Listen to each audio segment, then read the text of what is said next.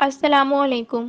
آپ دیکھ رہے ہیں کے نیوز ایچ ڈی۔ میں ہوں کرن ارشاد۔ خبر شامل کرتے ہیں بہاول نگر سے۔ بہاول نگر فورٹ عباس کے رہائشی محمد اجمل جوہریہ کا گگو منڈی کے قریب روڈ حادثہ، 3 افراد جاں بحق۔ مزید اس حوالے سے رپورٹ کر رہے ہیں ہمارے نمائندہ نذیر احمد جوہریہ۔